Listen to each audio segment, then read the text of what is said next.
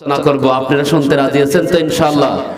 আমাদের সমাজে যে যেটা নেতা করেন, যে আপনি আওয়ামী লীগ করেন, আপনি বিএনপি করেন, আপনি জামাত করেন, আপনি শিবির করেন, আপনি জাতীয় পার্টি করেন, যেই পার্টি করেন, কিন্তু মুনাফিকের চরিত্রের মধ্যে যদি আপনি পেতে যান তাহলে আপনার জীবন সব বরবাদ হয়ে যাবে। কথা বলেন, খেয়াল করবেন। এই ছেলেরা দৌড়াদৌড়ি করে কেন? এটা বসলে তো হয়, বিষয়টা খেয়াল করবেন। তাহলে মুনাফিকের যে চরিত্র আল্লাহ পাক সূরা তওবার 68, 67 এবং 68 নম্বর আয়াতে একটা, দুইটা, তিনটা, চারটা, পাঁচটা বৈশিষ্ট্য দিলেন, আর সূরা নিসার 61 নম্বরে একটা বৈশিষ্ট্য দিলেন। তাহলে এখান থেকে আমরা পাইলাম কয়টা? ছয়টা। কয়টা? আরো জোরে বলেন। অথচ আমরা ওই যে হাদিস শুধু ব্যাখ্যা পড়েছি এবং ব্যাখ্যা মানুষ শোনায় যায় যে এইগুলো মুনাফিকের আলামত, কিন্তু আমি কোরআন থেকে অনেকগুলো আলামত আমি বের করতে পেরেছি ওই মালিকের একমাত্র ইচ্ছায়। জোরে বলুন না আলহামদুলিল্লাহ। এই আলামত আমাদের মধ্যে প্রত্যেকটা ঘরে ঘরে, প্রত্যেকটা ব্যক্তির জীবনে, প্রত্যেকটা সামাজিক জীবনে, প্রত্যেকটা রাষ্ট্রীয় জীবনে, যার কারণে আমাদের সমাজে এতটা বিশৃঙ্খলা, এতটা অধপতন, এতটা আল্লাহর পক্ষ থেকে গজব। এখন বলুন, আজকে এখানে আমরা যারা বসেছি, যদি আপনি মনে করেন আমি বসে থাকবো, ওই মালিকের অর্ডার না হওয়া পর্যন্ত আপনি থাকতে পারেন? কারণ সব সময় আমরা চাইবো কার কাছে? আরো জোরে বলেন। কি ছেলের আর উঠবা? যদি উঠে যাও একবার যাবা, দ্বিতীয়বার আর আসবা না। খেয়াল করবেন, শয়তান সব সময় কোরআন যেখানে আলোচনা হয় সেখান থেকে মানুষকে উঠানোর জন্য সর্বোচ্চ প্রচেষ্টা করে। এটাও হলো, আর যারাই এই প্রচেষ্টার মধ্যে শামিল হয় ওরা মুনাফিকের একজন। বাবাজি খেয়াল করবেন, আমার আল্লাহ সুন্দর করে ডাক দিয়ে বলেন, নবী তোমার উম্মতদেরকে বলে দাও মুনাফিকদের চরিত্র সম্পর্কে আমি আল্লাহ বয়ান শোনাবো। কারণ হলো তোমার উম্মতের ভিতরে এমনও কিছু এক শ্রেণীর লোকেরা ছিল যারা পিছন থেকে আস্তে করে নবীজির পিছনে অনেকে নামাজ আদায় করত, আবার দেখা যায় নবীর বিপক্ষে ষড়যন্ত্র লিপ্ত থাকতো। এরকম শ্রেণী নবীজির জামানায় ছিল। এখন বলুন বাংলার জমিনে গো আর মানের বিপক্ষে এরকম মুনাফিক থাকার দরকার থাকবে? এটাই তো স্বাভাবিক। কথা বলেন। অনেক লোক আছে বিভিন্ন ধরনের প্রচেষ্টা পায়তারা করেছে, কিন্তু দেখবেন যারাই কোন মানুষের বিপক্ষে দাঁড়ায় ষড়যন্ত্র লিপ্ত হবে, এরা ডাক বাংলার অধিবাসী, আল্লাহর কসম করে বলছি ওই ব্যক্তির জীবনে কোনদিন সফলতা পাবে? জোরে বলেন, আরো জোরে বলেন। পাবে?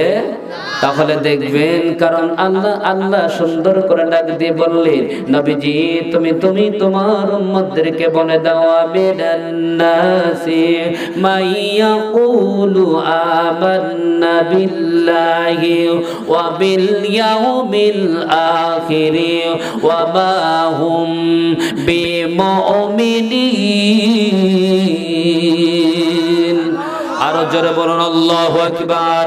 আমার আল্লাহ নবীকে ডাক দিয়ে বলেছিল, নবীজি তোমার সঙ্গে এক শ্রেণীর লোকেরা পাশে দাঁড়াইয়া ডাক দিয়ে বলেছিল, আমরা আল্লাহর প্রতি ঈমান এনেছি, পরকালের প্রতি ঈমান এনেছি। খেয়াল করবেন, আল্লাহর প্রতি ঈমান এনেছি, পরকালের প্রতি ঈমান এনেছি, কিন্তু এরপরেও আমার আল্লাহ সুন্দর করে ডাক দিয়ে বলতেছে, নবী তুমি জানো না আল্লাহর প্রতি ঈমান আনছে, পরকালের প্রতি ঈমান আনছে। এখানে তো আমার আল্লাহ সুন্দর করে ডাক দিয়ে বললেন, ওয়া মা হুম বিমুমিনিন। আল্লাহ ডাক দিয়ে বলে, দুনিয়ার মানুষ তোমাদেরকে বোঝানোর জন্য আমি মালিক, আমার নবীর মাধ্যমে সব কিছু আমি আল্লাহ জানিয়ে দিয়েছি। কারণ ওরা হলো আল্লাহ কি বিশ্বাস করে, পরকালকে বিশ্বাস করে, এইগুলো বলে বেড়ায়। কিন্তু এই জায়গার মধ্যে কিছু বৈশিষ্ট্য আছে, স্পষ্ট ভাবে দেখা যায় এই জায়গা নবীজির প্রতি তাদের কোনো ঈমান ছিল না। আমার আল্লাহ ডাক দিয়ে বলতেছে, দোস্ত আরে আমার বন্ধু রাহমাতাল লিল আলামিন, আমি আল্লাহ ঘোষণা করে দিলাম রে, আরে বন্ধু ওয়ামা হুম বিমুমিনিন, ওরা ঈমানদার না, ওরা মুমিন হয় নাই। জোরে বলুন না আল্লাহু আকবার। এখন বলুন, নবীর বিপক্ষে দাঁড়ায়া ষড়যন্ত্র করলে আল্লাহ বলে দেওয়ার ক্ষমতা রাখে কি রাখে না? আর জোরে বলেন। তাহলে বোঝা যায় নবীর বিপক্ষে দাঁড়াইয়া ষড়যন্ত্র করলে ওই মালিক ওহির মাধ্যমে জানিয়ে দিত, অত্র এলাকার অধিবাসী বলুন তো দেখি, আমার আপনার বিপক্ষে যদি কোন লোক ষড়যন্ত্র করে আল্লাহ কি ওহী নাজিল করবে? ওহী তো নাই, আমাদের উপর কোন ওহী আসবে? কথা বলেন, আসবে? নবী ব্যতীত কোন ব্যক্তির উপর ওহী নাজিল হতে পারে না। কিন্তু আমি আপনার বিপক্ষে দাঁড়াইয়া যারা ষড়যন্ত্র করবে, আল্লাহ পাক ডাক দিয়ে বলে, নবীজি আমি মালিক ঘোষণা করে দিলাম রে, আরে আমার বন্ধু তুমি চিন্তা করো না। কারণ আমার আল্লাহ সুন্দর করে ডাক দিয়ে বলতেছে, নবী তুমি জেনে নাও আমি আল্লাহ বলে দিচ্ছি, খাদিউনাল্লাহ ওয়াল্লাযীনা আমানু ওয়া মা ইয়াখদাউনা ইল্লা আনফুসাহুম ওয়া মা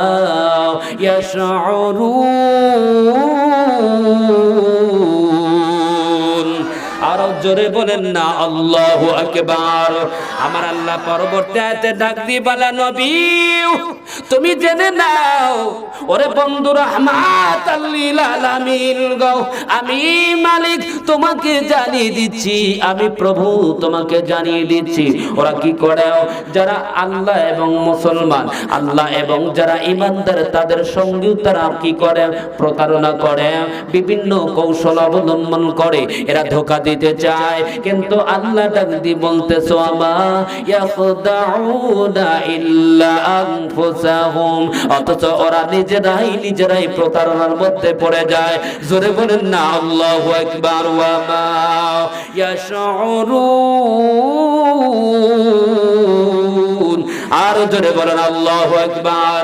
আমার আল্লাহ ডাক দিয়ে বলতেছে, নবী ওরা নিজেরাই নিজেদেরকে প্রতারণা করে, ওরা বুঝতে পারে। এই জন্য আল্লাহ বলে, কোন ঈমানদারের বিপক্ষে যদি কেউ ষড়যন্ত্র করে, কোন ঈমানদারের বিপক্ষে যদি প্রতারণা করে, আল্লাহ ডাক দিয়ে বলে, নবীজি তোমার উম্মতের ঈমানদারদেরকে বলে দাও, ওরা যতই প্রতারণা করুক ঈমানদারের সঙ্গে, ওরা জানে না রে ওরা নিজেরাই প্রতারণার মধ্যে পড়ে যাবে। জোরে বলুন আল্লাহু আকবার।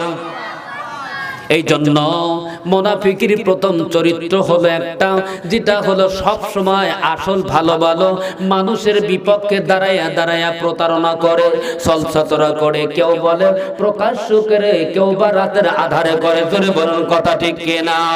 আমার আল্লাহ ডাক দিয়ে বলে, দুনিয়ার মানুষ আমি মালিক তোমাদেরকে জ্বালাইয়া দেয়। এরে বন্ধু ওরে রাহমাতাল লিল আলামিন, ও বন্ধু তোমার উম্মতদেরকে বলে দাও আমি আল্লাহ মুনাফিকদের চরিত্রগুলো বলে দিচ্ছি। আল মুনাফিকুনা ওয়াল মুনাফিকাতু বা'দুহুম মিন বা'দ। জোরে বলুন আল্লাহু আকবার। লা ইলাহা, জবান খুলে বলেন লা ইলাহা, আরো জোরে লা ইলাহা, জোরে লা ইলাহা। আসবে নবী দুনিয়াতে, লেখা ছিল ইনজিলেতে, তাওরাত জাবুর নবীজির খবর দিয়েছে, তাওরাত জাবুর নবীজির খবর দিয়েছে। আল্লাহ তাআলা রহমতেরই দুয়ার খুলেছে। বলুন আল্লাহ তাআলা বলুন, নবী না আসলে আমরা এরকম রাস্তা পেতাম? অথচ দেখেন আমার আল্লাহ ডাক দিয়ে বলে, মুনাফিক নারী হোক এবং পুরুষ হোক, নারী হোক অথবা পুরুষ হোক, পুরুষ হোক অথবা নারী হোক, একজন আরেকজনের সঙ্গে পরিপূরক, একজন আরেকজনের সাথে একেবারে জড়িত ভাবে থাকে, ওদের মধ্যে কোনো পার্থক্য। অর্থাৎ আল্লাহ বোঝায়, মুনাফিক যদি পুরুষ হয় মনে করো না, এই জন্য ও কোনো সমস্যা না। যদি মনে করো মুনাফিক কোনো নারী হয়, তাকেও তুমি ছোট্ট মনে করো না, তাচ্ছিল্য মনে করো না। এরা ডাক বাংলার অধিবাসী, একটা কথা বলতে শুনুন গো, আমার আল্লাহ স্পষ্ট করে ডাক দিবা না, এরা দুনিয়ার মানুষ। মুনাফিক যদি পুরুষ হয় আর নারী হয়, উভয় একের সঙ্গে আরেকজন জড়িত, ওদের মধ্যে কোনো ব্যবধান, জোরে বলেন ব্যবধান। এরপরে আল্লাহ পাক বলে, ইয়ামুরুনা বিল মুনকারি ওয়া ইয়ানহাউনা আনিল মারুফ।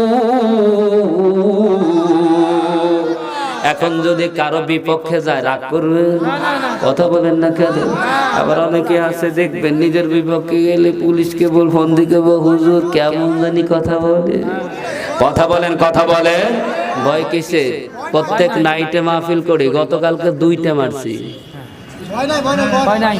ভয় কিসের? ভয় করবে একমাত্র আল্লাহকে। কথা বলেন না কেন? ভয় যদি আল্লাহকে করেন, দুনিয়ার কোনো নাস্তিকতা, দুনিয়ার কোনো পরাশক্তি আপনাকে কখনো পরাজিত করতে পারবে। কারণ ইমানদার সবসময় ভিতরে ভয় রাখে কারে? কথা বলেন। অনেকেই বলে, কয় রাস্তাঘাটে দেখে চলো। আরে রাস্তাঘাটে দেখে চলার দরকার আমার না, কারণ মালিক যেভাবে করবে সেভাবে আমাকে চলতে হবে। কথা বলে বাবাজি, খেয়াল করবেন, এবার শুরু হবে কারো অন্তরে আঘাত লাগবে এবার, কারণ আমার আল্লাহ সুন্দর করে ডাক দিয়ে বলে, ইয়ামুরুনা বিল মুনকার। এরাও বাংলার অধিবাসী, আমার আল্লাহ দীপ্ত কণ্ঠে ডাক দিয়ে বলে, দুনিয়ার মানুষ, আমি আল্লাহ ঘোষণা করে দিলাম না, প্রথম নম্বর বৈশিষ্ট্য মুনাফিকের চরিত্র হবে খারাপ কাজে আদেশ দেওয়া। জোরে বলেন, কি দেওয়া? খারাপ কাজে আদেশ দেওয়া। কেমন আদেশ দেয় তার প্রমাণ বলি। দেখবেন আপনাদের এলাকায় হয় কিনা, অনেক লোক আছে, অনেক ধরনের দেখা যায়, যে কোনো একটা কাজে বিজয় লাভ করলে তার দলদেরকে দেখবেন টাকা দিয়ে দিয়ে, বক্স দিয়ে দিয়ে গান বাজানোর অনুমতি দিয়ে দেয়। কথা বলুন ঠিক কিনা?